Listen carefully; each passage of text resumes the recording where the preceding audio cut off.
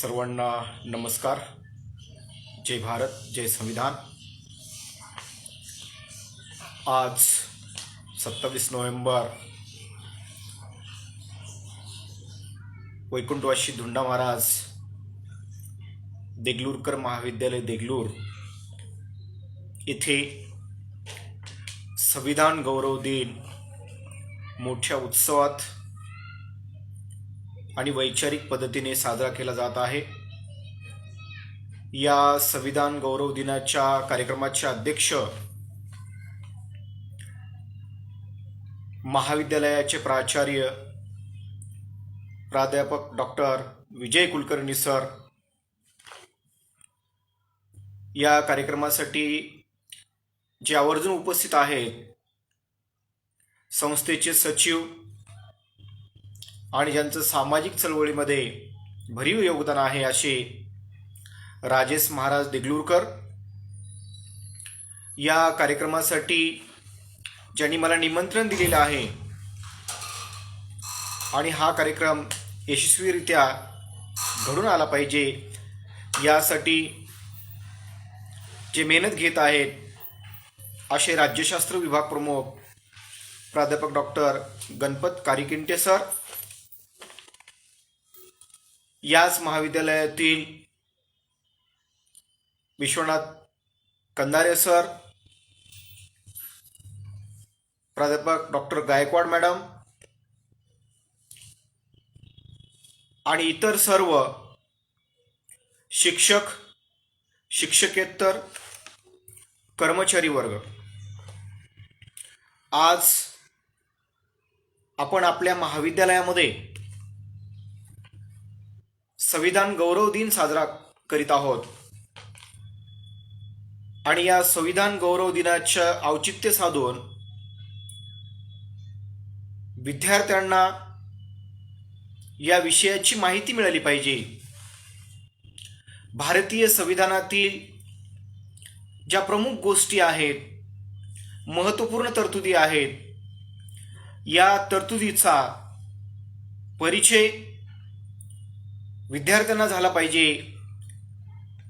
याच उद्देशाने वैकुंठवासी धुंडा महाराज देगलूरकर महाविद्यालय देगलूर येथे आज संविधान गौरव दिन निमित्त व्याख्यानाचं आयोजन केलेलं आहे. आयोजकांनी व्याख्यानाचा विषय आज ठेवलेला आहे भारतीय संविधान आणि सद्यस्थिती कंसात सामाजिक, आर्थिक, राजकीय आणि सांस्कृतिक. या सांगोपांग या विषयाच्या अनुषंगाने आज मी काही मुद्दे आपल्यासमोर ठेवणार आहे. ती भूमिका आपण समजून घेण्याचा प्रयत्न करूया. विशेषतः विद्यार्थ्यांना समजेल आणि उमजेल साध्या आणि सोप्या भाषेमध्ये मी भारतीय संविधानातील ज्या काही मूलभूत गोष्टी आहेत त्या समजावून सांगण्याचा या ठिकाणी प्रयत्न करणार आहे. भारतीय संविधानाच्या संदर्भात ज्या काही गोष्टी किंवा ज्या राष्ट्रीय आणि आंतरराष्ट्रीय पातळीवर भारताच्या संविधानाच्या संदर्भात ज्या चर्चा केल्या जातात त्याच्या संदर्भात बोललं जातं की जगामध्ये लोकसंख्येच्या बाबतीत दुसऱ्या क्रमांकाचं सगळ्यात मोठं राष्ट्र असलेलं ओळख भारताची आहे आणि याशिवाय भारताची आणखी दुसरी ओळख अशी की जगामधलं सगळ्यात मोठं लोकशाही राष्ट्र म्हणून सुद्धा भारताची ओळख जगाच्या पाठीवर निर्माण झालेली आहे. आणि भारताने स्वीकारलेलं संविधान आणि भारताने स्वीकारलेली लोकशाही, या लोकशाहीच्या अनुषंगाने जगभरामध्ये एक मॉडेल, एक वेगळ्या प्रकारचं प्रारूप भारताने दिलेलं असल्यामुळे आंतरराष्ट्रीय पातळीवर भारताकडे बघण्याचा दृष्टिकोन सुद्धा हे निश्चितच वेगळा असल्याचं आम्हाला या ठिकाणी दिसून येतं. आणि म्हणून भारत एक जगाच्या पाठीवरचं लोकशाही राष्ट्र म्हणून, आदर्श राष्ट्र म्हणून भारताला या ठिकाणी ओळखलं जातं. त्यामुळे हे कशामुळे शक्य झालेलं आहे की भारताने स्वीकारलेलं जे काही संविधान आहे, भारतीय संविधानाच्या संदर्भात जी काही संविधान समिती होती, त्या संविधान समितीच्या अनुषंगाने भारताची राज्यघटना, भारताचं संविधान, भारताचा कायदा असे अनेक शब्द या ठिकाणी वापरले जातात. संविधान समिती, घटना समिती हे शब्द देखील तत्कालीन घटनाकारांनी वापरलेले आहेत.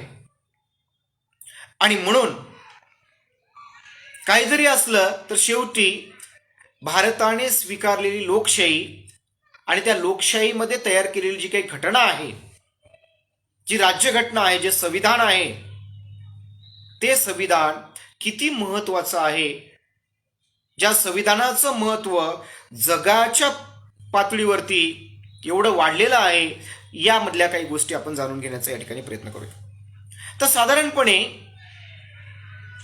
भारत पारतंत्र्यात असताना भारताला एक स्वतंत्र संविधान असावं, अशा प्रकारची चर्चा, अशा प्रकारचं विचारमंथन या ठिकाणी सुरू झालेलं. आता भारताचं जे काही संविधान आहे, या संविधानाच्या बाबतीत जर ऐतिहासिक पार्श्वभूमी जर आम्ही जाणून घेतली, तर त्या ऐतिहासिक पार्श्वभूमीचा जर अभ्यास केला तर साधारणपणे 1935चा जो काही कायदा आहे ब्रिटिशांच्या काळातील, त्या 35च्या कायद्यावर आधारित हे भारताचं संविधान आहे असंही एका बाजूनं बोललं जातं. आता मग त्यावेळचे ब्रिटनचे जे काही पंतप्रधान होते, क्लेमेंट ॲटली त्यांचं नाव होतं, त्यांनी असं म्हटलं की भारताला स्वतंत्र राष्ट्र म्हणून मान्यता मिळणारच आहे आणि भारत हे स्वतंत्र राष्ट्र म्हणून जगाच्या नकाशावर येणार आहे. तर अशा स्वतंत्र राष्ट्राचं एक विशिष्ट प्रकारचं संविधान असतं, एक राज्यघटना असते, ज्याच्या आधारे ते राष्ट्र चालत असतं, देश चालत असतं. आणि त्या अनुषंगाने एक स्वतंत्र राज्यघटना असावी, स्वतंत्र संविधान असावं, याच्या संदर्भात तत्कालीन ब्रिटिश पंतप्रधान क्लेमेंट ॲटली यांच्या शिष्टमंडळाने स्वतंत्र भारताचं संविधान निर्मितीचा प्रस्ताव त्या ठिकाणी ठेवला. तत्कालीन जे भारतीय स्वातंत्र्य चळवळीमध्ये काम करणारे आंदोलक होते, त्यांनी सुद्धा या ब्रिटिशांच्या प्रस्तावाला सहमती दर्शवली. ठीक आहे, आम्हाला स्वातंत्र्य मिळणारच आहे. म्हणजे 1935च्या कायद्यावर आधारित 35च्या नंतर हळूहळू जे काही हालचाली सुरू झाल्या देशभरामध्ये, हे ब्रिटिश भारत सोडून जाण्यासाठी त्या ठिकाणी त्यांची मानसिकता तयार झालेली होती. आणि म्हणून त्या अनुषंगाने तो प्रस्ताव आला. परंतु प्रस्तावाचं जे काही मूर्त स्वरूप त्याला मिळालं ते म्हणजे 9 डिसेंबर 1946 रोजी सच्चिदानंद मिश्रा नावाचे व्यक्ती त्यांच्या अध्यक्षतेखाली नवी दिल्ली येथे संविधान सभागृहामध्ये बैठक संपन्न झाली. आणि त्या सभागृहामध्ये असं ठरलं 9 डिसेंबर 1946 रोजी की भारताला एक विशिष्ट प्रकारचं संविधान असावं, जेणेकरून त्या संविधानावरती समग्र भारत देश चालेल. भारताची जी काही सामाजिक, आर्थिक, राजकीय आणि सांस्कृतिक जी काही व्यवस्था आहे ती चालली पाहिजे, अशा प्रकारची भूमिका त्या ठिकाणी आली. आणि तत्कालीन सच्चिदानंद मिश्रा नावाच्या व्यक्तीच्या अध्यक्षतेखाली ती बैठक संपन्न झाली आणि ते संविधान सभागृहामध्ये संपन्न झाली. आणि त्या संविधान सभागृहालाच आता जो दिल्लीला सेंट्रल हॉल आहे, सेंट्रल हॉल, त्या सेंट्रल हॉलमध्ये पहिली बैठक संविधान सभेची झालेली आम्हाला या ठिकाणी दिसून येतो. मग नंतर पुढे 15 ऑगस्ट 1947 रोजी भारताला स्वातंत्र्य मिळालं. आता स्वातंत्र्य मिळाल्यानंतर मग पूर्ण खात्री झाली की स्वतंत्र भारताचं आता संविधान असलं पाहिजे, आमचं सुद्धा संविधान असलं पाहिजे, अशा प्रकारची भूमिका त्या ठिकाणी पुढे आली. आणि त्या भूमिकेच्या अनुषंगाने मग पुढे 29 ऑगस्ट 1947 रोजी भारतीय राज्यघटनेचे शिल्पकार महामानव डॉक्टर बाबासाहेब आंबेडकर यांच्या नेतृत्वाखाली मसुदा समिती स्थापन करण्यात आली. जी संविधान सभा होती, या संविधान सभेचे अध्यक्ष डॉक्टर राजेंद्र प्रसाद होते. परंतु डॉक्टर राजेंद्र प्रसाद यांच्या नेतृत्वाखाली संपूर्ण संविधान लिहिण्यासाठी जी ड्राफ्टिंग कमिटी, जी मसुदा समिती तयार करण्यात आलेली होती, त्या मसुदा समितीचे अध्यक्ष मात्र डॉक्टर बाबासाहेब आंबेडकर होते. आणि मग त्यांच्यावरती जबाबदारी सोपवण्यात आली आणि ती जबाबदारी पार पाडत असताना म्हणजे एखाद्या राष्ट्राचं संविधान लिहिणे, भारतासारख्या महाविशाल लोकसंख्या असलेल्या, प्रचंड मोठा भूप्रदेश असलेल्या, विविध जाती, विविध पंथ, वंश, विविध धर्म आणि विविध संस्कृती असलेल्या राष्ट्राचं संविधान लिहिणं हे काही सोपं काम नव्हतं. आणि हे मोठं काम करण्यासाठी तब्बल या घटना समितीला, संविधान सभेला 2 वर्ष 11 महिने आणि 17 दिवसाचा कालखंड लागलेला. घटना समितीने तब्बल रात्रंदिवस ते परिश्रम घेतले. घटना समितीचे, मसुदा समितीचे अध्यक्ष डॉक्टर बाबासाहेब आंबेडकर आणि त्यांना साथीला असलेली जी काही मंडळी आहे ती सातत्याने याच्यावरती 2 वर्ष 11 महिने म्हणजे जवळपास 3 वर्षाचा जो कालखंड आहे, 3 वर्षाच्या कालखंडामध्ये प्रत्येक जे संशोधन आहे, प्रत्येक कायदा जो निर्माण केलेला आहे, घटनेचं जे काही आर्टिकल, वेगवेगळे आर्टिकल तयार करण्यात आलेले आहेत, फंडामेंटल राईट्स तयार करण्यात आलेले आहेत, या सर्व गोष्टीसाठी वेळोवेळी डिबेट त्या ठिकाणी झालेली आहे. सुरुवातीला त्याच्यावर चर्चा होत होती. चर्चा झाली की लगेचच त्याच्यावरती काही लोक ऑब्जेक्शन घ्यायचे, ज्यांना त्या गोष्टी मान्य नव्हत्या. म्हणजे पुन्हा प्रतिवाद व्हायचा, वाद व्हायचा आणि त्यानंतर मग संवाद व्हायचा. वाद, प्रतिवाद आणि संवाद म्हणजे इतकी सहजपणे भारताची राज्यघटना किंवा भारताचं संविधान आलेलं नाही. आणि त्यामुळे तब्बल 3 वर्षाचा कालखंड या संविधान निर्मितीला लागलेला आहे. त्यामुळे किती मेहनत घटना समितीला करावी लागली असेल याची कल्पना न केलेली बरे.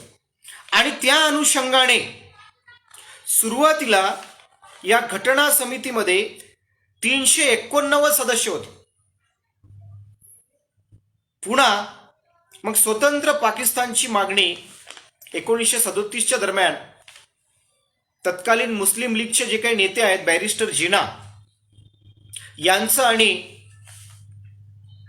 मिस्टर गांधी या दोघांच्या मध्ये जे आहे मतभेद झाले. आणि मतभेदाचा परिणाम असा झाला की त्या ठिकाणी मात्र स्वतंत्र पाकिस्तान असलं पाहिजे अशी एक भूमिका त्या ठिकाणी पुढे आली. आणि स्वतंत्र पाकिस्तानाला वेगळं संविधान असलं पाहिजे म्हणून मुस्लिम लीग हा स्वतंत्र झाल्यामुळे नंतर या संविधान सभेतील जी काही संख्या आहे ते 299 वरती आली. आणि पुढे मात्र जेव्हा घटना तयार झाली, जेव्हा संविधान तयार झालं, त्यावेळी शेवटी 26 नोव्हेंबर 1950 रोजी मसुदा समितीने संविधान सभेला, या भारताला तयार झालेलं जे काही संविधान सुपूर्द केलं, तो दिवस म्हणजे 26 नोव्हेंबरचा दिवस आहे. आज घडीला 26 नोव्हेंबर 1949 हा जो दिवस आहे, त्या दिवसापासून आजपर्यंत जर आपण काढलं तर 71 वर्ष उलटलेले आहेत. 71 वर्षाच्या कालखंडामध्ये भारताचं जे काही संविधान आहे त्याच्यामध्ये अनेक प्रकारचे बदल झालेले, काळानुसार वेळानुसार त्या ठिकाणी बदल करण्यात आलेले. परंतु 26 नोव्हेंबर हा दिवस संविधान गौरव दिवस म्हणून आम्ही का साजरा करतो, त्याचं एक कारण आहे. अगोदर अधिकृतरित्या संविधान गौरव दिवस हा साजरा केला जात नव्हता. परंतु सन 2015 मध्ये भारतीय घटनेचे शिल्पकार आणि मसुदा समितीचे अध्यक्ष डॉक्टर बाबासाहेब आंबेडकर यांच्या 125व्या जयंतीनिमित्त केंद्र सरकारने, तत्कालीन केंद्र सरकारने ते जयंती वर्ष साजरा करीत असताना असं म्हटले की 26 नोव्हेंबर हा दिवस संविधान गौरव दिवस म्हणून साजरा केला पाहिजे. शासनाच्या अधिकृत परिपत्रकाप्रमाणे 2015 पासून आम्ही संविधान गौरव दिवस म्हणून साजरा करतो. याचं कारण एकच आहे की विद्यार्थ्यांना या देशातील सर्व जाती धर्मातील, पंथातील लोकांना, म्हणजे सर्व भारतीयांना घटनाकार डॉक्टर बाबासाहेब आंबेडकर हे स्वतःहून म्हणाले होते, मी नंतर धर्मांतर करून जरी बौद्ध झालो तरी मी प्रथमता भारतीय आहे आणि अंतिमता भारतीय आहे. म्हणजे याचा अर्थ असा, भारतीय या संकल्पनेला अनन्यसाधारण महत्व आहे.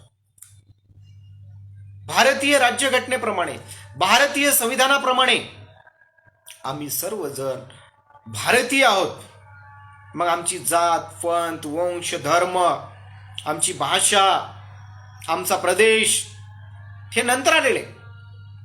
आणि सगळ्यात पहिलं आमच्या ओळखपत्रावर तर काय असेल, म्हणजे आमचा आधार असेल, पॅन कार्ड असेल, आमचं इलेक्शन कार्ड असेल, तर त्याच्यावरती लिहिलेलं आहे भारतीय.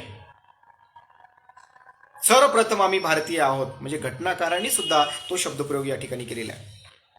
दुसरी एक गोष्ट अतिशय महत्वाची मी या ठिकाणी सांगू इच्छितो विद्यार्थ्यांना, की 26 जानेवारी 1950 भारतामध्ये संविधान सभेच्या 284 सदस्यांनी, म्हणजे 299 होते, त्यातून शिल्लक शेवटपर्यंत किती राहिले, 284 सदस्यांनी स्वाक्षरी करून भारतीय संविधान 26 जानेवारी 1950 प्रत्यक्षामध्ये त्याची अंमलबजावणी करण्यात आली. आणि म्हणून 26 जानेवारीला आपण रिपब्लिक डे, प्रजासत्ताक दिन, म्हणजे खऱ्या अर्थाने या भारतामध्ये प्रजेची जी काही सत्ता आहे, जनतेचं राज्य, जनतेला अपेक्षित असलेले जे काय राज्य आहे, प्रजाराज्य ज्याला आपण म्हणतो, ते प्रजाराज्य 26 जानेवारी 1950 पासून सुरू झालेलं. आणि त्या दिवसापासून भारताचं संविधान त्या ठिकाणी अंमलात आलेलं असतं. भारताच्या संविधानाच्या बाबतीत असं बोललं जातं की हे जगातलं सगळ्यात मोठं संविधान आहे. खरं आहे, कारण या संविधानामध्ये 25 भाग, 448 अनुच्छेद आणि 12 परिशिष्टाचा समावेश करण्यात आला. म्हणजे आजपर्यंतच्या जगामधल्या, चीनची लोकसंख्या एवढी मोठी असून देखील चीनचं संविधान हे भारताच्या संविधानापेक्षा छोटं आहे. म्हणजे जगातल्या इतर सर्वच राष्ट्राच्या तुलनेत भारताचं संविधान हे सगळ्यात मोठं संविधान आहे. आणि भारताच्या संविधानाच्या बाबतीत आता भारतानं हे संविधान स्वतंत्रपणे निर्माण केलं आहे का, याच्यावर सुद्धा विचारवंतामध्ये, अभ्यासकामध्ये, संशोधकामध्ये चर्चा असतं. भारतातील घटना समितीने जगातील सर्व राष्ट्रांच्या राज्यघटनेचा अभ्यास केला. त्यामध्ये ब्रिटन आहे, अमेरिका आहे, स्वित्झर्लंड आहे, स्वीडन आहे. या जगातील सर्वच राष्ट्राच्या संविधानाचा, घटनांचा अभ्यास केला आणि त्याच्यानंतर मात्र टप्प्याटप्प्याने भारताचं संविधान लिहिण्यात आलं. आणि मग हे संविधान लिहित असताना वेळोवेळी अतिशय बारीक बारीक गोष्टीची काळजी घेण्यात आली की भारतामध्ये नेमकं जे स्वातंत्र्य आम्हाला मिळालेले आहे ते स्वातंत्र्य, त्या स्वातंत्र्याचा लाभ समाजातील तळागाळातील घटकापर्यंत पोहोचला पाहिजे, ही भूमिका त्यामध्ये आणण्यात आली. आणि संविधानामध्ये वेळोवेळी संशोधन करण्यात आले. आणि हे संशोधन करत असताना मात्र भारताला आवश्यक असलेलं, पोषक असलेलं ज्या काही गोष्टी आहेत त्या गोष्टी त्या त्यावेळी ऍड करण्यात आले. आता संविधानामधले जी काही महत्वपूर्ण मूल्ये आहेत ते मूल्य समजून घेत असताना असं म्हटलेलं आहे, समता, स्वातंत्र्य, बंधुत्व आणि न्याय, 4 संकल्पना फार महत्वाच्या. समता, स्वातंत्र्य, बंधुत्व आणि न्याय. तर समता हा शब्द भारतीय राज्यघटनेमधला, संविधानामधला अतिशय महत्वाचा शब्द आहे. समता, इक्वेलिटी, इक्वेलिटी फॉर राईट असं म्हटलेलं आहे. म्हणजे या देशातील सर्व नागरिकांना समानतेचा अधिकार दिलेले. तर जगामध्ये सुद्धा इक्वेलिटीसाठी लोक संघर्ष करत आहेत. अमेरिकेमध्ये सुद्धा अलीकडे मागील 6 महिन्यापूर्वी तिथे वंशभेदानुसार भेदभाव झाला, काळे आणि गोरे. आणि त्या ठिकाणी जो संघर्ष उभा टाकला तो समतेसाठी संघर्ष उभा टाकला.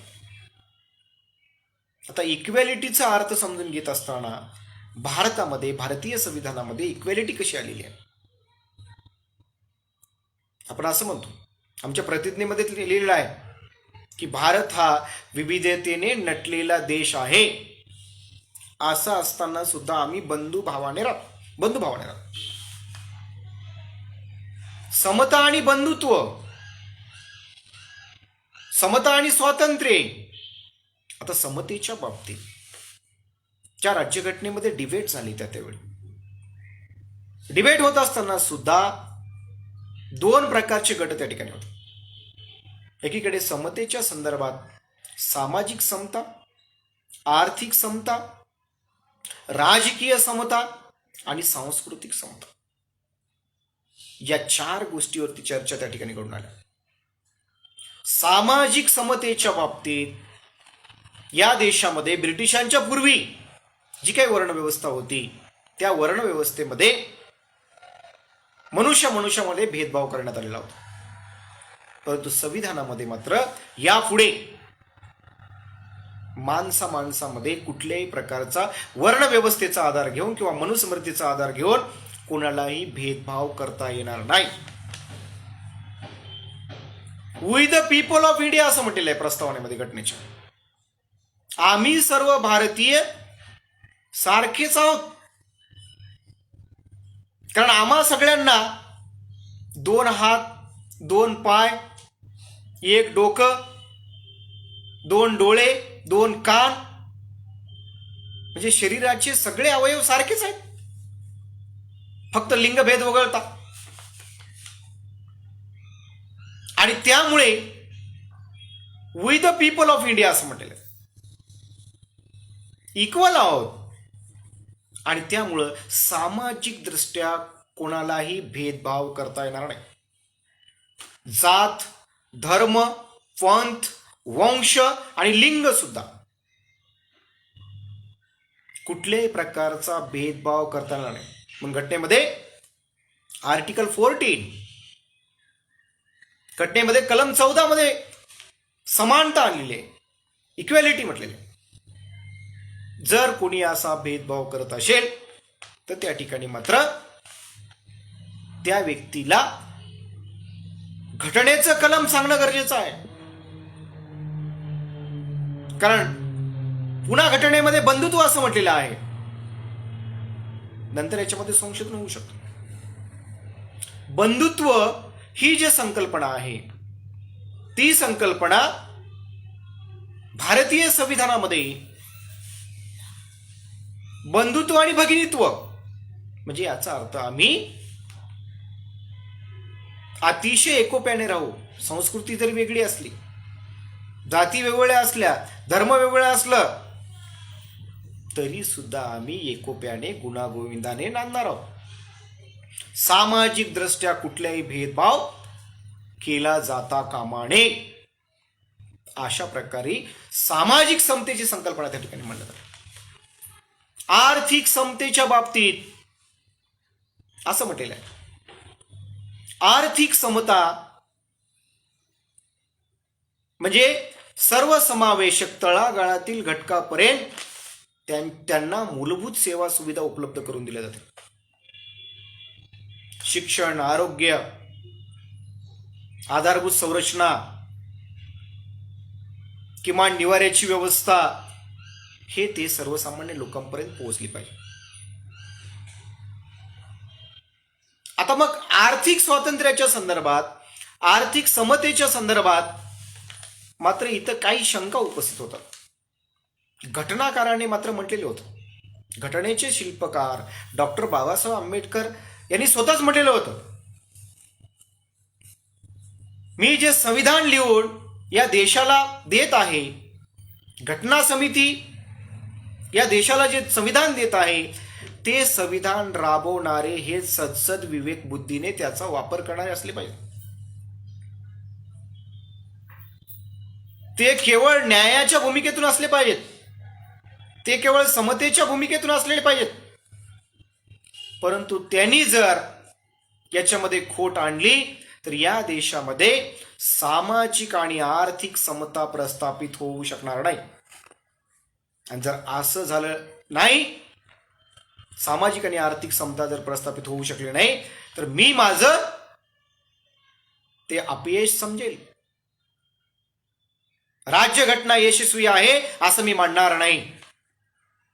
स्वतः घटनेचे शिल्पकार डॉक्टर बाबासाहेब आंबेडकरांनी स्टेटमेंट केलेलं. या 71 वर्षाच्या कालखंडामध्ये देशामध्ये काय झालं, 71 वर्षाच्या कालखंडामध्ये घटना तयार करतानाच 2 वर्ष 11 महिने आणि 17 दिवस जे काही लागलेले आहेत, तेव्हा डिबेट झालेली होती. तेव्हा असं सांगण्यात आलेलं होतं की जमिनीचं संपूर्ण राष्ट्रीयकरण केलं पाहिजे. कारण जमीन ब्रिटिशकालीन व्यवस्थेमध्ये हे मोजक्याच लोकांच्या ताब्यामध्ये जमिनी होत्या. जमीनदारी व्यवस्था त्या ठिकाणी होती, सामंतवादी व्यवस्था त्या ठिकाणी होती. ज्या लोकांकडे जमिनी होत्या, हजारो हेक्टर जमिनी होत्या, आणि ज्यांच्याकडे काहीच नाही त्यांच्याकडे काहीच शिल्लक नव्हतं. आणि त्यामुळे संविधान सभेमध्ये याच्यावरती चर्चा झाली की जमिनीचं काय करायचं, जमिनीचं समान पद्धतीने वाटप करा, अशी एक डिबेट झाली. पुढे मात्र याला काही प्रतिसाद फारसा मिळाला नाही. दुसरी डिबेट झाली, जमिनीचं संपूर्ण राष्ट्रीयकरण करा, की जेणेकरून जमिनीवर केवळ आणि केवळ सरकारची मालकी असेल आणि लोक जे शेतकरी आहेत, कष्टकरी आहेत, जे कष्ट करू इच्छितात, शेती करू इच्छितात, ते शेती त्या ठिकाणी करतात. परंतु त्या ठिकाणी या दोन्ही प्रकारच्या प्रस्तावाला विरोध झाला. राष्ट्रीयकरणाच्या प्रस्तावाला सुद्धा विरोध झाला आणि दुसरीकडे जमिनीचं समान वाटपाच्या प्रस्तावाला सुद्धा विरोध झाला. मग जमिनीवर खाजगी मालकी प्रस्थापित करणे, खाजगी मालकी कायम ठेवून सरकारी नियंत्रण प्रस्थापित करणे यावर भर देण्यात आला. मग याचा परिणाम 71 वर्षाच्या कालखंडामध्ये याचा परिणाम असा झालेला आहे. 71 वर्षाच्या कालखंडामध्ये नंतर ceiling of land holding act आला 1971च्या दरम्यान. Ceiling of land holding act, तत्कालीन आयर लेडी इंदिरा गांधी यांनी सिलिंग ऑफ लँड होल्डिंग म्हणजे कमाल जमीनदारांना कायदा आणला. म्हणजे पुन्हा त्या ठिकाणी घटनेच्या मूळ चौकटीमध्ये राहून ज्या वर्गाकडे जमिनीचा हिस्सा नाही त्यांना जमिनी उपलब्ध करून देता येतील का, या दृष्टिकोनातून सुद्धा हे संशोधन एक प्रकारे झालं. परंतु त्याच्या माध्यमातून सुद्धा खऱ्या अर्थाने जमिनी या सर्वसामान्य शोषित आर्थिकदृष्ट्या जो पिचलेला वर्ग आहे, दुर्बल वर्ग आहे, यांच्यापर्यंत पोहोचले नाही. आणि म्हणून इथे मात्र जमिनीच्या बाबतीत एकतर समान वाटप होऊ शकलेलं नाही आणि दुसरीकडे मात्र अनुषंगाने उद्योगांचं राष्ट्रीयकरण याच्यावर सुद्धा चर्चा झाली की आज टाटा, बिर्ला, अंबानी, किर्लोस्कर आद्यांनी, माल्या यांच्या ताब्यामध्ये जे काही मोठे उद्योग आहेत, भारतात केवळ बडे उद्योजक तयार झाले या 71 वर्षाच्या कालखंडामध्ये. परंतु कृषी आणि संबंधित व्यवसायामध्ये काम करणारे छोटे उद्योजक, लघु उद्योजक, लहान व्यापारी हे मात्र टाटा, बिर्ला, अंबानी, किर्लोस्कर, अदानी, माल्या यांच्या बरोबरीने जाऊ शकले नाहीत. 71 वर्ष जाऊ शकले नाहीत. इथून पुढे 100 वर्ष जातील याची शाश्वती देता येणार नाही. मग त्या अनुषंगाने त्यासाठी सुद्धा अलीकडे संविधानामध्ये संशोधन होत आहे. परंतु संपत्तीच्या अधिकाराच्या संदर्भात म्हणजे टाटा, बिर्ला, अंबानी, किर्लोस्कर आद्यांनी, माल्या एकीकडे जगातल्या श्रीमंत व्यक्तीची जर यादी काढली तर जगातल्या श्रीमंत व्यक्तीच्या यादीमध्ये कधी अंबानी असतात तर कधी अदानी असतात. आणि जगातल्या गरीब राष्ट्रांची जर यादी काढली तर त्याच्यामध्ये सुद्धा भारताचाच पहिला क्रमांक लागतो. पहा, मी सुरुवातीला सांगितलं की घटनाकाराने म्हटलं होतं की संविधान राबवणारे जर सदसद्विवेक बुद्धीने जर संविधान राबवले तरच या देशामध्ये आर्थिक आणि सामाजिक समता प्रस्थापित होऊ शकते.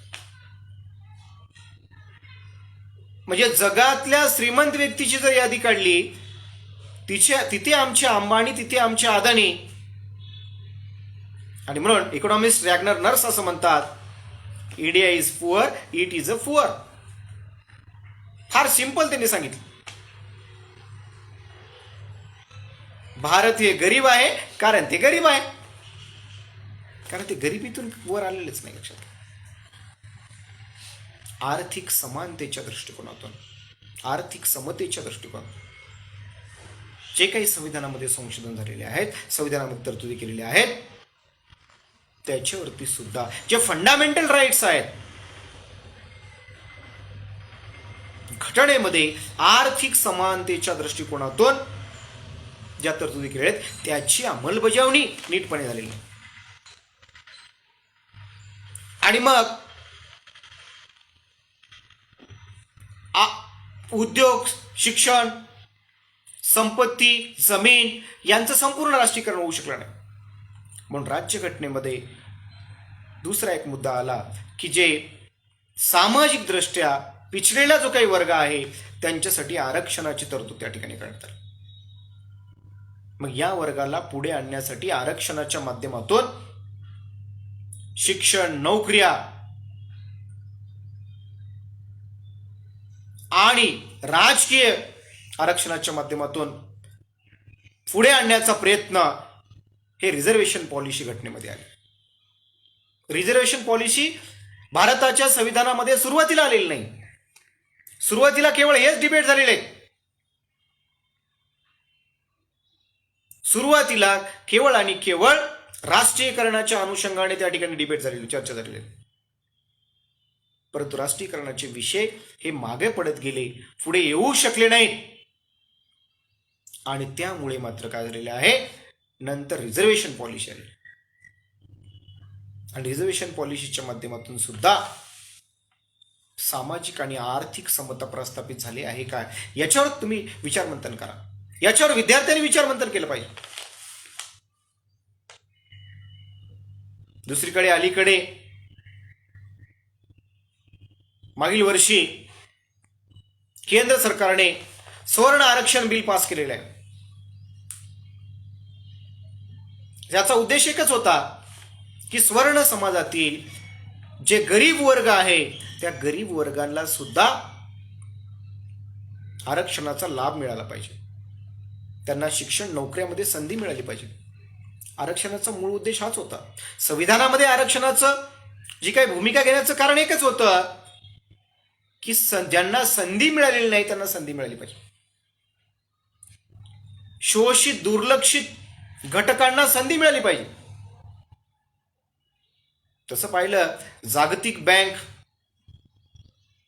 जागतिक विकास अहवाल आणि वेगवेगळ्या संस्थांच्या अहवालानुसार आज सुद्धा भारतामध्ये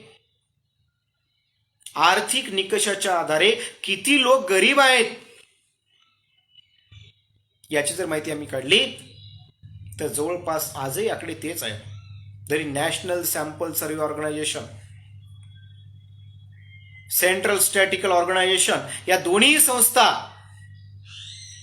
एकूण लोकसंख्येच्या 17 ते 20% जरी आकडे दाखवत असले तरी सुद्धा हिमांशु आणि शेन आणि इतर जे काही अभ्यासक आहेत, वर्ल्ड बँक आहे, WDR आहे, यांच्या अभ्यासानुसार भारतामध्ये आज सुद्धा बिलो पॉवर्टी लाईन खाली जीवन जगणाऱ्या लोकांचं प्रमाण 40% इतकं आहे. म्हणजे 40% याचा अर्थ 137 कोटीमध्ये त्यातले जर आम्ही काढले तर 20 कोटी लोक असे आहेत भारतामध्ये जे निव्वळ भिकारी अवस्थेमध्ये जीवन जगतात. त्यांना निवाऱ्याची सोय नाहीये. म्हणजे त्यांचं ठिकाण आहे बस स्टँड, रेल्वे स्टेशन, उड्डाणपुले शहरी भागामध्ये. ग्रामीण भागात तर फार विचित्र परिस्थिती आहे. आणि म्हणून आर्थिक समतेच्या दृष्टिकोनातून ज्या घटनेमध्ये तरतूद करण्यात आलेल्या होत्या त्याच्या संदर्भात एकीकडे स्वर्ण आरक्षण बिल आलेलं आहे, त्या दृष्टिकोनातून येणाऱ्या कालखंडामध्ये संविधानामध्ये जर संशोधन करायचं असेल तर सोशल आणि इकॉनॉमिक इक्वॅलिटीच्या दृष्टिकोनातून ते संशोधन होणं गरजेचं आहे. पुन्हा एकदा जर संशोधनच करायचं असेल, काही लोक असं म्हणतात की घटना बदलली तर बघून घेऊ, संविधान बदलून तरी पहा. काळ आणि परिस्थितीनुसार त्याच्यामध्ये बदल करावे लागतात. स्वातंत्र्याच्या 75 वर्षाच्या कालखंडामध्ये सामाजिक आणि आर्थिक समता जर प्रस्थापित झाली नसेल तर अशा वेळी मात्र राष्ट्रीयकरणाच्या विषयाच्या अनुषंगाने सामाजिक आर्थिक समतेच्या दृष्टिकोनातून घटनेमध्ये संशोधन करता येऊ शकतं. घटनेच्या मूळ चौकटीला धोका न पोहोचता या ठिकाणी संशोधन करता येतं. परंतु ते संशोधन हे प्रोग्रेसिव्ह असलं पाहिजे, प्रगतिशील संशोधन असलं पाहिजे. अधोगतीकडे नेणारं संशोधन काहीही कामाचं नाही. आणि म्हणून त्या अनुषंगाने समतेची जी काही डेफिनेशन केलेली आहे ती समता या ठिकाणी या देशामध्ये नांदली पाहिजे. हे घटनाकारांना साध्य करायचं.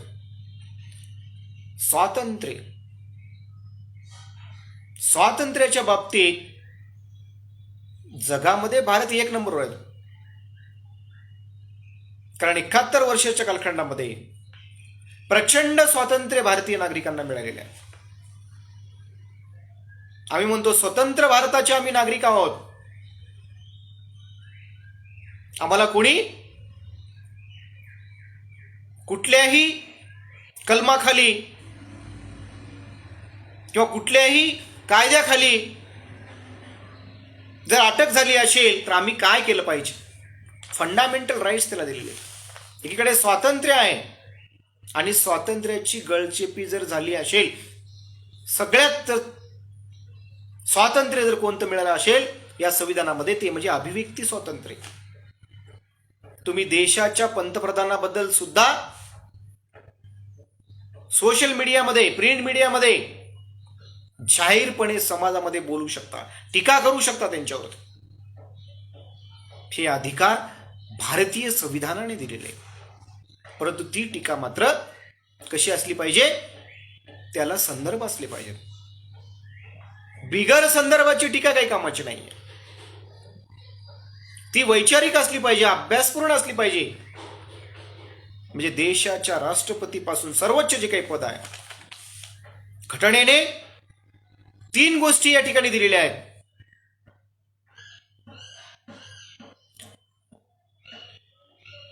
कायदे मंडळ, कार्यकारी मंडळ आणि न्याय मंडळ. त्रिस्तरीय रचना तयार करण्यात आलेली आहे. कायदे मंडळ हे कायदे निर्माण करण्याचं काम करत असतं, ज्यामध्ये भारताची संसद आहे आणि संसदेमधले 2 सभागृह आहेत, लोकसभा आणि राज्यसभा. आणि लोकसभेमध्ये जर प्रस्ताव ठेवला, विधेयक जर त्या ठिकाणी ठेवलं, तर पास होण्यासाठी राज्यसभेकडे जावं लागतं आणि दोघांच्या संमतीनेच कुठलाही कायदा त्या ठिकाणी संमत होतो.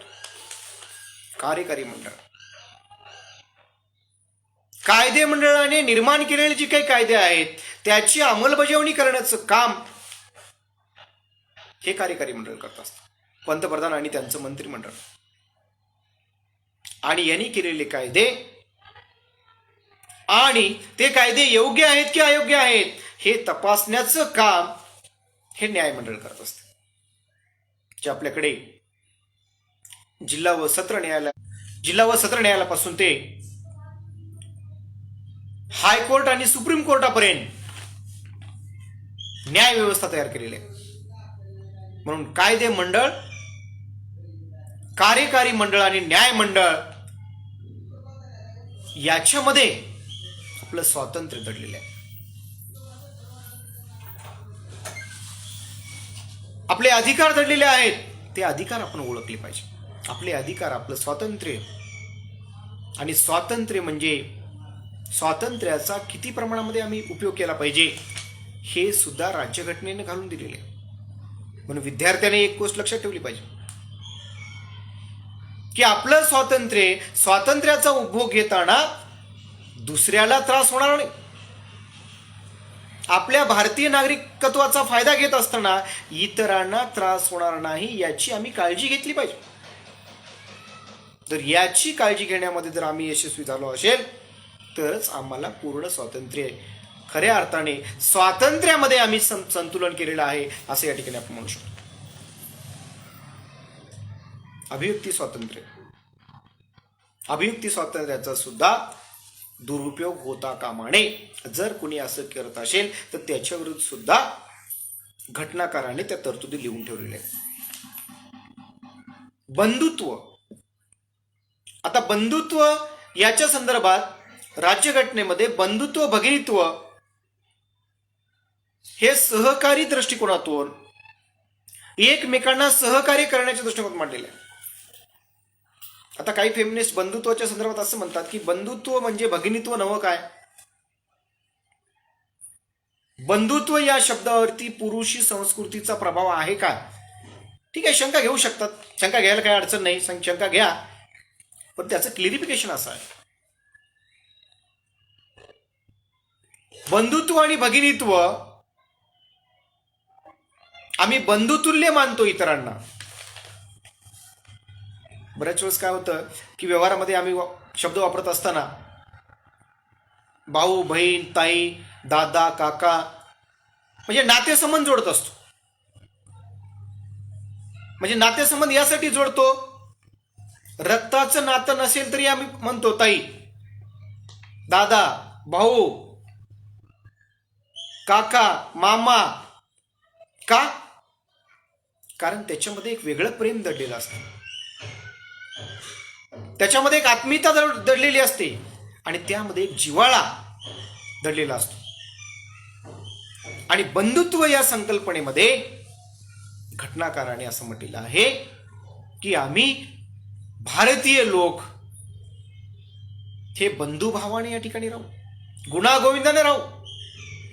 तर मलाही माहित आहे, तुम्हाला माहित आहे, तेवढ्या गुणागोविंदाने लोक राहत नाहीत. रोज मारामाऱ्या होतात, खून होतात, दरोडे पडतात, अनेक विध्वंसक घटना घडतात. पण ते अपवाद आहेत. केवळ आमच्या भारतातच होते असे काही नाही. ते अमेरिकेमध्ये होतं, ते इंग्लंडमध्ये होतं, ते जपानमध्ये होतं, ते ऑस्ट्रेलियामध्ये होतं. क्रिमिनल लोक हे प्रत्येक राष्ट्रामध्ये आहेत. त्यासाठी आमच्याकडे इंडियन पिनल कोड आहे, IPC. जर असं कोणी कृत्य करत असेल तर त्याच्या विरुद्ध संबंधित जी काही पोलीस यंत्रणा आहे, कायदा आहे,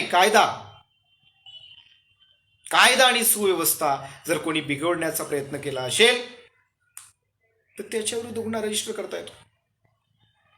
आणि IPC इंडियन पिनल कोड जे आहे ते सुद्धा भारतीय संविधानाच्या आधारावर तयार करण्यात आलेले आहे.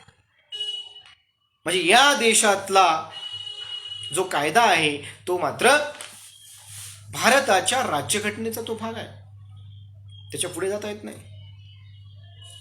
आणि कायद्यात जर बदल करायचा असेल, कायदे करण्याचा अधिकार त्या कायदेमंडळाला दिलेला आहे. जसं आमच्याकडे CAA, NRC आणि NPRचा कायदा येऊ लागला होता, म्हणजे नागरिकत्व तपासण्यासाठी. केंद्र सरकारने या कायद्यावरती जेव्हा जनतेच्या माध्यमातून प्रचंड विरोध होऊ लागला, लोकच म्हणाले की आमच्याकडे इलेक्शन कार्ड आहे, आमच्याकडे राशन कार्ड आहे आणि आमच्याकडे आधार कार्ड आहे, तिन्ही कार्डावरती आमच्या भारतीयत्व आहे. म्हणजे ऑलरेडी आम्हाला भारतीयत्व बहाल झालेलं आहे, मग पुन्हा आमची चौकशी कशी करता, असा सवाल जनतेने विचारल्यामुळे केंद्र सरकारने हा CAA, NRC आणि NPRचा कायदा थोडंसं त्यांच्या गुलदस्त्यामध्ये ठेवलेला आहे. तर पुढे काढणार नाहीत याची आपण काळजी घेऊया. आणि त्या अनुषंगाने बंधुभावाने, तर बंधुभावाचा शब्दाचा अर्थ समजून घेत असताना आणखी एक गोष्ट, स्त्रीचा मान सन्मान आणि स्त्रीला अधिकार देणे, याच्या संदर्भात घटनाकार डॉक्टर बाबासाहेब आंबेडकरांनी महिलांना जे प्राचीन काळामध्ये वैदिक काळापासून महिलांना अतिशय तुच्छ लेखण्यात आलेलं होतं. आजही परिस्थिती 100% बदलली असं मी म्हणणार नाही, पण संविधानामुळे बदल झालेला आहे. पूर्वीची परिस्थिती अशी होती, वैदिक काळामध्ये महिला म्हणजे केवळ आणि केवळ घरातील गुलाम, त्याच्या पलीकडे त्यांच्याकडे काहीच काम नव्हतं.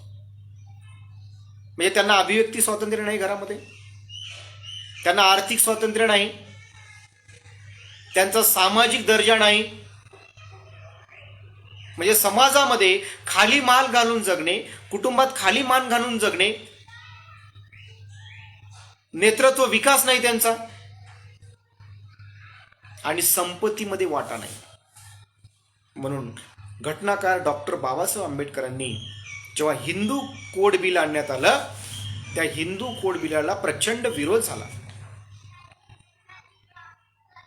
आणि प्रचंड विरोधाअंतर्गत शेवटी घटनाकार डॉक्टर बाबासाहेब आंबेडकरांना हिंदू कोड बिलासाठी आपल्या मंत्रीपदाचा राजीनामा द्यावा लागला. पहा, आता आजचे मंत्री तुम्हाला माहित आहेत विद्यार्थी मित्रांना, आजचे मंत्री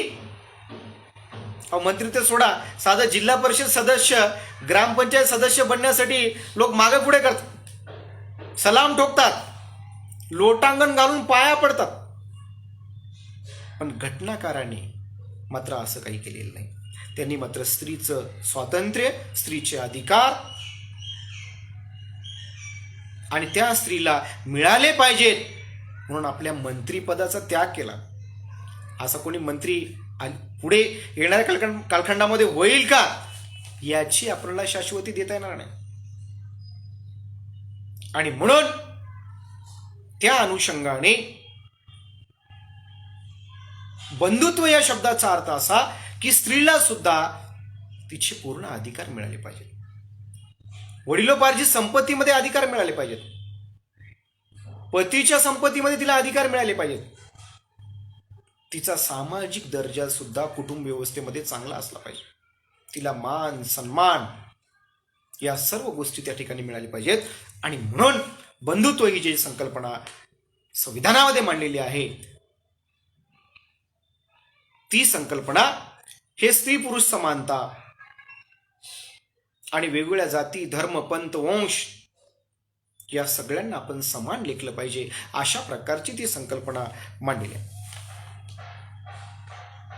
समता, स्वातंत्र्य, बंधुत्व आणि न्याय, जस्टिस फार महत्वाचं.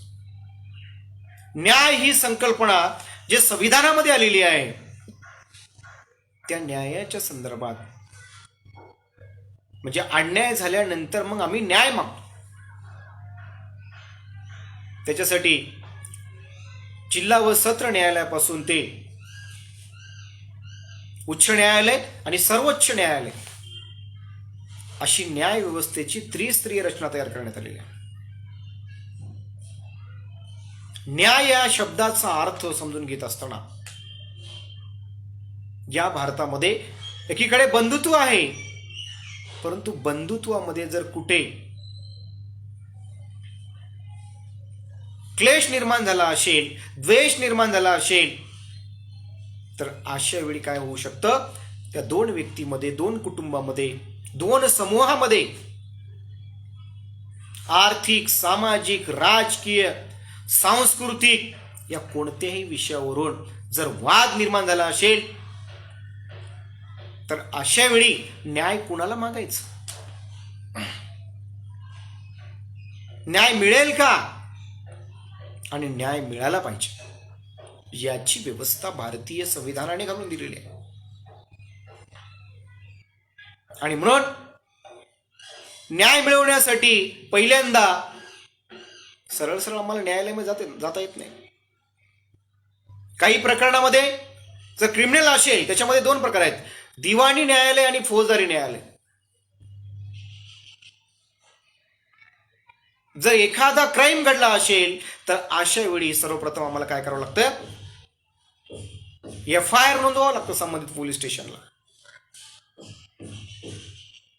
आणि FIR मध्ये तरतूद करावं लागते की तुमच्यावरती काय अन्याय झालेला आहे. आणि अन्याय जो झालेला आहे त्याची नोंद करावी लागते. तशा प्रकारचं विनंती, तशा प्रकारचं निवेदन संबंधित पोलीस स्टेशनला द्यावं लागतं. आणि फर्स्ट इन्व्हेस्टिगेशन रिपोर्ट म्हणजे FIR ची नोंद त्या ठिकाणी होते. आणि तो FIR जो कोणी अन्याय केलेला आहे, पोलीस येतात, त्याला पकडतात आणि पकडून न्यायालयासमोर नेऊन उभं करतात. आणि न्यायालयासमोर मग त्याची सुद्धा बाजू मांडण्याचा अधिकार आहे. लक्षात, एखाद्यानं चोरी केली असेल आणि तो जर म्हणत असेल मी चोरी केलीच नाही, पहा न्याय व्यवस्था कशी आहे आमची. तो म्हणतो चोरी केली नाही म्हणून, तुम्हाला ते सांग. कुठलाही गुन्हेगार हा गुन्हेगारी त्याचा गुन्हा कबूल करतच नाही, त्याच्यासाठी सुद्धा वकील देण्याची तरतूद आहे. हे आमच्या भारतीय न्याय व्यवस्थेचं वैशिष्ट्य आहे. गुन्हा घडला हे माहिती असून देखील त्या ठिकाणी ते वकील मंडळी न्याय त्या व्यक्तीला, पीडित व्यक्तीला, एकीकडे पीडित व्यक्ती असतो आणि दुसरीकडे अन्याय करणारा सुद्धा मी अन्याय केला नाही म्हणून त्याची बाजू मांडण्याचा अधिकार दिलेला आहे. त्याची बाजू न्यायालयामध्ये मांडण्याचा त्याला पूर्ण अधिकार आहे. आणि म्हणून अन्याय झाला तर न्याय मागायचं, अन्याय केला तर न्याय मागायचं, आणि ज्यांनी अन्याय केलाय त्यांनी सुद्धा न्याय मागायचा. म्हणजे न्यायाची जी काही संकल्पना आहे ती मात्र 99 आरोपी सुटले तरी चालतील, परंतु एका निष्पाप व्यक्तीला मात्र सजा होता कामा नये, अशा प्रकारची न्यायाची संकल्पना या ठिकाणी मांडलेली. म्हणून समता, स्वातंत्र्य, बंधुत्व आणि न्याय या 4 संकल्पनावरती भारताचं संविधान या ठिकाणी तयार करण्यात आलेलं. फंडामेंटल राईट्स, कर्तव्य सुद्धा आहेत आमच्या नागरिकांची. एकीकडे आम्हाला अधिकार दिलेले आहेत, संविधानिक मूल्य दिलेले आहेत, आणि दुसरीकडे नागरिकांचे कर्तव्य सुद्धा आहेत. काय करावं काय करू नये, मतदानाचा सगळ्यात महत्वाचा अधिकार दिलेला आहे. कारण मतदानाचा अधिकार इतका सहज मिळालेला नाही. याच्यावर सुद्धा संविधान सभेमध्ये अनेक डिबेट झालेले आहेत. त्यावेळी आर्थिक निकष सुद्धा पुढे आलेले आहेत. परंतु घटनाकाराने असं स्पष्टपणे सांगितलं की या देशातल्या सर्वसामान्यातल्या सामान्य व्यक्तीला सुद्धा मतदानाचा अधिकार मिळाला पाहिजे. आणि मतदान हे सर्वश्रेष्ठ घटनेमधला अधिकार असल्यामुळे या देशाचा पंतप्रधान निवडण्याचा अधिकार सामान्य व्यक्तीच्या हातामध्ये दिलेला. लक्षात घ्या किती मोठं या संविधानाची ताकद आहे. आज 18 वर्ष पूर्ण झालेले विद्यार्थी, आपल्या वैकुंठवासी धोंडामारा देगलूरकर महाविद्यालयातील विद्यार्थी हे उद्या पदवीधर उमेदवाराला मतदान करू शकतात. त्यांची वयाची 18 वर्ष पूर्ण झालेले आहेत, त्यांनी पदवी प्राप्त केलेली आहे. हे खासदार, आमदार, जिल्हा परिषद सदस्य, ग्रामपंचायत सदस्य प्रत्येकाला मतदान करू शकतात. म्हणजे तुमच्या एका मताचं मूल्य हे तुम्ही कायदे मंडळामध्ये तुमचा प्रतिनिधी पाठवू शकता, कार्यकारी मंडळामध्ये तुमचा प्रतिनिधी पाठवू शकता. एवढी ताकद त्या मतदानामध्ये आहे. आणि म्हणून तुम्हाला हे महत्वाचा मतदानाचा अधिकार बहाल केलेला आहे. आणि ती कर्तव्य सुद्धा आहेत पाठवत असताना मतदारांनी. पण अलीकडे काय लोकशाही व्यवस्थेमध्ये राजकीय पक्ष सुद्धा, मी कोणत्याही राजकीय पक्षाचा उल्लेख करत नाही, परंतु जे राजकीय पक्ष, भांडवली जे काही राजकीय पक्ष आहेत ते मात्र निवडणुकामध्ये मतदारांना वेगळ्या प्रकारचा आमिष दाखवतात. ते कदाचित तुमच्यापर्यंत येतात, विद्यार्थ्यापर्यंत सुद्धा येतात. नको ते आमिष दाखवतात. पैशाचं आमिष दाखवून सुद्धा या ठिकाणी काय केलं जातं, मतदान खेचण्याचा प्रयत्न केला जातो. अतिशय चुकीचं. घटनाकारांना हे अपेक्षित नव्हतं, संविधानकारांना हे अपेक्षित नव्हतं. त्यामुळे काही विचारून काही अभ्यासक असं म्हणतात की जर असं झालं तर येणाऱ्या कालखंडामध्ये भारतीय लोकशाही टिकेल का, याच्यावर सुद्धा शंका उपस्थित केली जाते. आणि म्हणून सुज्ञ विद्यार्थ्यांनो, मी तुम्हाला एक गोष्ट सांगू इच्छितो की मतदान करत असताना कुठल्याही राजकीय पक्षाच्या आर्थिक आणि इतर प्रलोभनाला अजिबात बळी पडायचं नाही. ज्या राजकीय पक्षाचा अजेंडा योग्य वाटतो